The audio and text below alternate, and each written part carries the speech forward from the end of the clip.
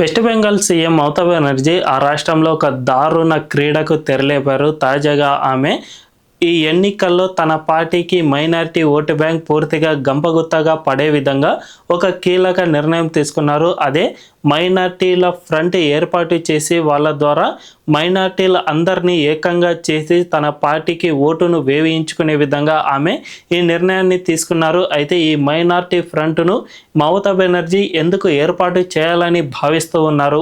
ఒకవేళ ఇలాంటి ఫ్రంటే గనుక ఏర్పాటు అయితే మమతా బెనర్జీని సైతం పక్కన పెట్టి మైనార్టీల ఆ రాష్ట్రాన్ని ఏలే విధంగా ఏమైనా పరిణామాలు జరగనున్నాయా? భవిష్యత్ అసెంబ్లీలో మమతా బెనర్జీకి మైనార్టీలు గంపగుత్తగా ఓటు వేస్తే ఏం జరుగుతుంది? అండ్ మమతా బెనర్జీ వీళ్ళను ఎందుకు ఇంతగా నమ్ముకుని ఓటు బ్యాంకు కోసం తాపత్రయపడుతూ ఉన్నారు అనే విషయాలను మనం ఈ వీడియోలో తెలుసుకుందాం. అంతకంటే ముందు ఈ వీడియోను లాస్ట్ వరకు చూడండి. ఇందులోని కంటెంట్ కనుక మీకు నచ్చినట్లయితే ఖచ్చితంగా మా ఛానల్ను సబ్స్క్రైబ్ చేసుకుని బెల్ ఐకాన్ను క్లిక్ చేయడం అస్సలు మర్చిపోవద్దు.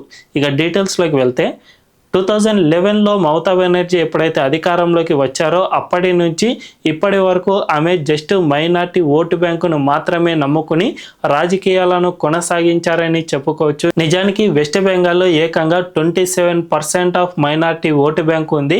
ముర్షిదాబాద్, మాల్దా, నార్త్ 24 పరగనా జిల్లాలు, ఈ విధంగా చాలా వరకు జిల్లాల్లో మైనార్టీ ఓటు బ్యాంక్ చాలా గణనీయంగా ఉంది. ఏకంగా ఆ రాష్ట్రంలో 100కు పైగా అసెంబ్లీ సీట్లను వీళ్ళు ప్రభావితం చేసే స్థాయిలో ఉన్నారు. కాబట్టి మైనార్టీలను తాను దగ్గరకు చేర్చుకుంటే ఖచ్చితంగా తనదే అధికారం అనే ఉద్దేశంలో మమతా బెనర్జీ ఉన్నారు.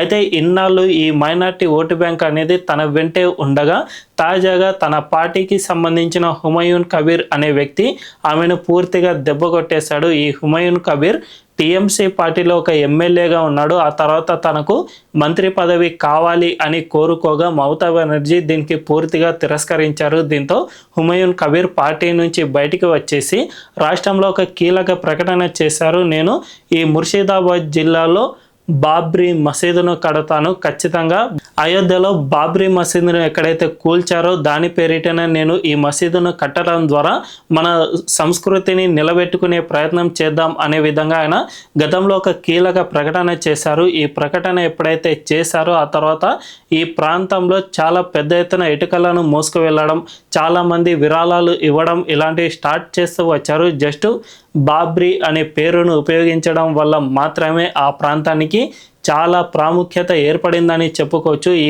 ప్రకటన ద్వారా మొత్తంగా మైనార్టీలను తన వైపు తిప్పుకునే ప్రయత్నం ఈ హుమయూన్ కబీర్ చేస్తూ ఉన్నాడు. ముఖ్యంగా ముర్షిదాబాద్ జిల్లా ఏదైతే ఉందో ఇక్కడ 70% ఆఫ్ ముస్లిం జనాభా ఉంటుంది. కాబట్టి ఖచ్చితంగా తాను ఈ ప్రాంతంలో గెలుపొందుతాను. అంతేకాకుండా మాల్దా ఈ చుట్టుపక్కల జిల్లాల్లో కూడా తన ప్రభావం ఉంటే మమతా బెనర్జీకి ఇది ఒక పెద్ద ఎదురు దెబ్బగానే మారుతుంది, తన పార్టీ గెలుపొందుతుంది అని హుమయూన్ కబీర్ భావిస్తూ ఉన్నాడు. మమతా బెనర్జీ కూడా ఈ కబీర్ను చేసి కొద్దో గొప్ప జంకుతున్నారని చెప్పుకోవచ్చు. ఎందుకంటే ఇన్నాళ్ళు తన పార్టీకి మైనార్టీ ఓటు బ్యాంకును తెచ్చిపెట్టింది ఈ హుమయూన్ కబీర్ అని చెప్పుకోవచ్చు.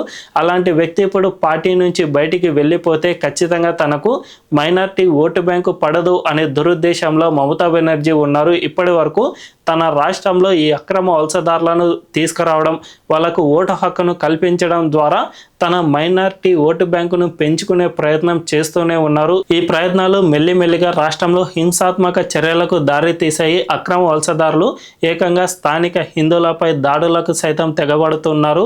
వాళ్ళందరినీ అక్కడి నుంచి పంపించే ప్రయత్నాలు సైతం చేస్తూ ఉన్నారు.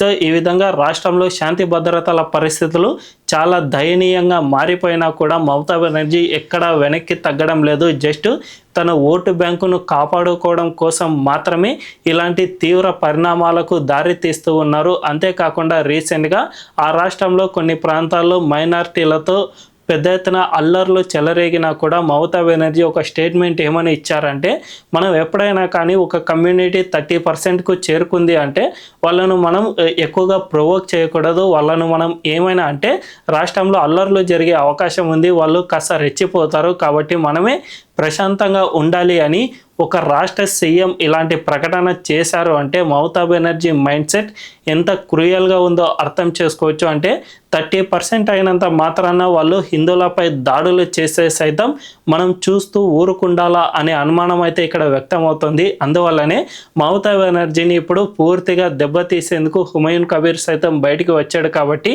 ఖచ్చితంగా ఆ రాష్ట్రంలో మైనార్టీలు ఎంతవరకు టీఎంసీ వెనుక నిలబడతారు అనే అనుమానాలు ఉన్నాయి. అందువల్లనే ఈ మైనార్టీ ఫ్రంట్ ఏర్పాటు చేయడం వల్ల వీళ్ళందరినీ మళ్ళీ కన్సాలిడేట్ చేసే ప్రయత్నం చేస్తూ ఉన్నారు. ఒకవేళ ఈ మైనార్టీ ఫ్రంట్ కనుక భవిష్యత్తులో మరింత ఎదిగితే కనుక పార్టీతో సంబంధం లేకుండా ఏకంగా పార్టీని ఓవర్ రైట్ చేస్తే ఖచ్చితంగా మరో ప్రమాదకరమైన సంస్థగా మారే అవకాశం ఉంది. గతంలో మనం పిఎఫ్ఐ లాంటి అనుభవాలను చూసాం. కాబట్టి ఈ ఫ్రంట్ సైతం భవిష్యత్తులో ఈ విధంగా మారితే ఖచ్చితంగా అది దేశ భద్రతకే పెను ప్రమాదంగా మారే అవకాశం ఉంది. కాబట్టి మమతా బెనర్జీ ఇప్పటికైనా దీనిపై ఆలోచన చేసుకోవాల్సిన అవసరం ఉంది. జస్ట్ తన ఓటు బ్యాంకు కోసం దేశ భద్రతనే పణంగా పెడతారా అన్నది మాత్రం మమతా బెనర్జీనే మళ్ళీ దీనికి ఆన్సర్ చెప్పాల్సిన అవసరం ఉందే అని చెప్పుకోవచ్చు.